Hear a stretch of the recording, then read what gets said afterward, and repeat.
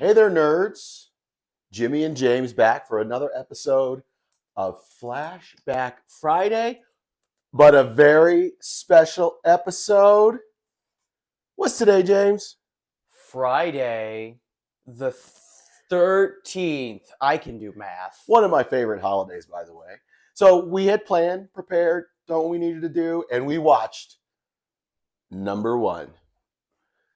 What'd you think? Well, kill. I'm kidding. I loved it. Considering how much the series has become a huge pop culture icon, and Jason is this huge figure that's like superimposing in one of the most well-known, shall we say, horror film icons, it's so awesome to go back to the first film as someone who only really knows Jason and watch a movie where it's not even Jason, because it's, in a way, it's like a twist, a double twist, because it was originally written to be a twist that it's like, it could be Jason, but we learn that it's actually his mother.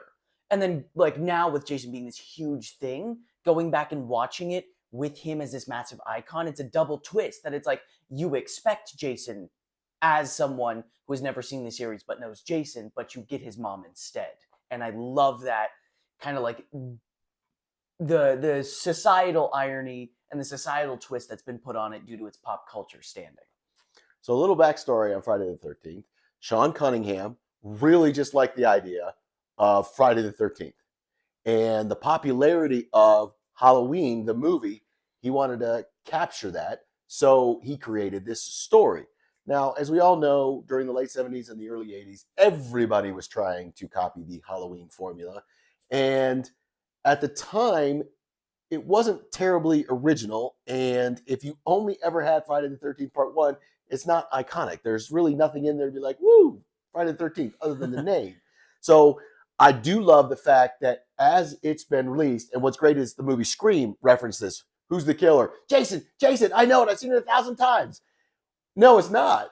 Like, Jason's barely in it at the very end, and it's certainly not the Jason that we know now. So, yes, watching it present day, and if you're familiar with Jason, this is a huge twist that's unexpected. But at the time, nobody cared because there was no Jason. It was just another movie with a killer and kids at a campground, and it just happened to be a woman this time. Now, if you watch it closely, there are definitely scenes where there man's hands as she's dying at the end or as she's walking around. There's definitely not completely female, which is the great Betsy Palmer, who plays Mrs. Voorhees. She's got to go get her gym gains. I know, exactly, right? So she did a fantastic job. But one of the things that I noticed rewatching it, because I'm used to, as the franchise got older, I did not see this in theaters. Come on, guys, I'm not that old. I was about 4 years old. But as it got longer in the tooth, so to speak, we got Jason Takes Manhattan, A New Blood, Jason Goes to Hell. So it was just goofy as all get out. So when you watch the first one, you see the practical effects they came up with and the great Tom Savini and the stuff he pulled off. Specifically, the one I remember was under the bed when Kevin Bacon gets stabbed and the mechanics didn't work. And at last minute, he sits there and goes into the hose and the blood just starts spurting out, and it's far more gory than what was originally planned. Fantastic. The effects were amazing, especially for that time. I have to admit, I was blown away. I will never live down the fact that when I watched Jaws, I thought it looked super fake. And my father will never stop bringing that up.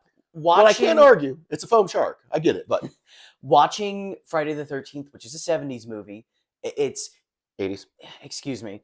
An 80s movie, early 80s. It's like practical effects at the time were not anything to really be to write home about. Yes, there was the grand Star Wars, which aced practical effects, but that was kind of the exception, not the rule. So to watch Friday the 13th genuinely look gross and gory with the blood Savini created, which, as my father told me, was actually based on what he'd seen in Vietnam, which makes it even more terrifying, knowing that the blood compound he made was based in Vietnam and knowing that he figured out how to make it look good. It's so impressive. And it's just, Yes, some of the deaths are super goofy when you really think about it, but it's the fact that the blood looks real and that these actors are like genuinely looking terrified as they die that really enhances the horror in the movie, which I feel like a lot of films tend to miss. And one of the fun surprises is obviously James is very familiar with a certain actor. And to see that actor Bacon. pop up for the first time, Kevin Bacon, of course, and see him for the first time in this goofy role was hilarious. It was one of those moments like, is that Kevin Bacon? I'm like, yes, that is And Kevin Bacon. I have to admit, I only knew Kevin Bacon as the funny dancing man. So to see him be in a horror film where he gets horribly killed is very funny. Well, and it finally completed the circle when we saw the Christmas version of Guardians of the Galaxy when they thought, oh, you killed Jason. He's like, no, that wasn't real. And no, I No. didn't. I died. Yeah, overall, it is an incredible first film in the franchise, and it definitely does not disappoint if you're coming into it either with no idea what Friday the 13th is or a baseline idea that Jason is the Friday the 13th guy. It's brilliant, it looks incredible, and it's a horror film, but when the acting is there, it's really good.